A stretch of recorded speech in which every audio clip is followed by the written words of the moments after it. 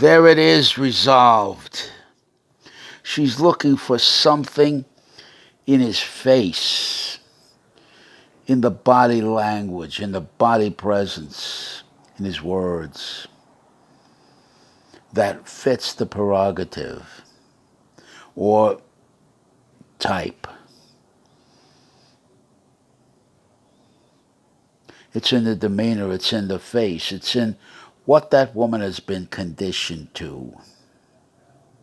It's in the variables, the unpredictables. That's why you have to know how to spar with the woman, how to mitigate mistakes, how to spot the mistakes. That means you have to be very observant, very practical and prudent, and stay in the now. You have to watch very closely on all levels. You have to listen with the third ear, even hovering attention.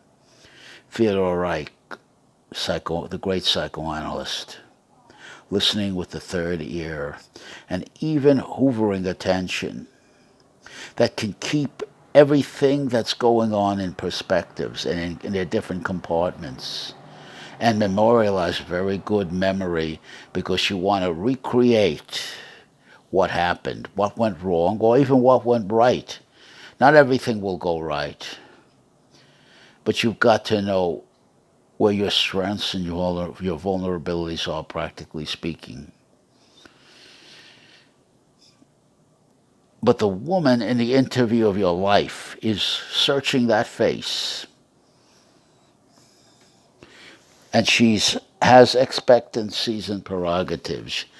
Very tough to fight against. You don't even know what they are if you don't have any experience. If you're a greenhorn, you can be fooled. The woman can take a greenhorn through all kind of gopher holes. So basically, if the greenhorn's desperate, if he can't, art of the deal, Donald J. Trump, walk away at the right time and don't look back.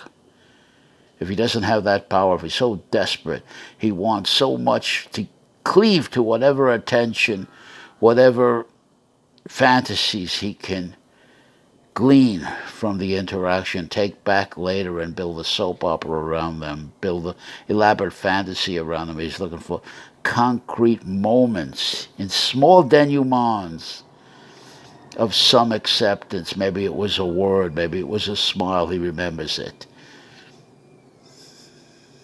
And he takes it back to the retreat and tries to put those pieces together and into a mosaic and make a fantasy out of it that gives him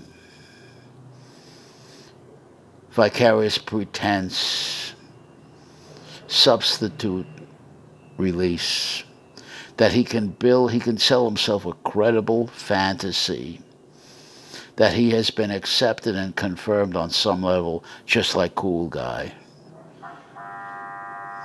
And he lives his life that way in vicarious pretense. And that's called being a perennial victim. That's called projecting away all your power, whatever you have. That's called saying, at least it's more than what I had before. That's called saying, he's a supplicant. He's a, what do you call the word, a petitioner at the Cool Guy's table with the woman. And while he sees Cool Guy taking everything effortlessly, the small short man is going for crumbs, whatever crumbs, and whatever he can pick up, whatever vacuum he can pick up from Cool Guy and build a fantasy. And he knows he's only surviving with the woman in the social situation because Cool Guy's there acting as a buffer. And he knows, he watches the woman, and he sees rejection in her body language and her eyes and her behavior of him. And he sees that the Cool Guy and the woman are starting to form a duo that systematically excludes and puts short, small man in pillory to be mocked and ridiculed. He knows that later on when cool guy is scoring heavily with the woman, they're going to be mocking the short, small man. They'll come together and have a laugh at the shorty's expense. These are the cold, hard facts.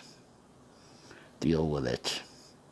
I've never seen anybody present the facts in this glaring way. Except for me, your stranger.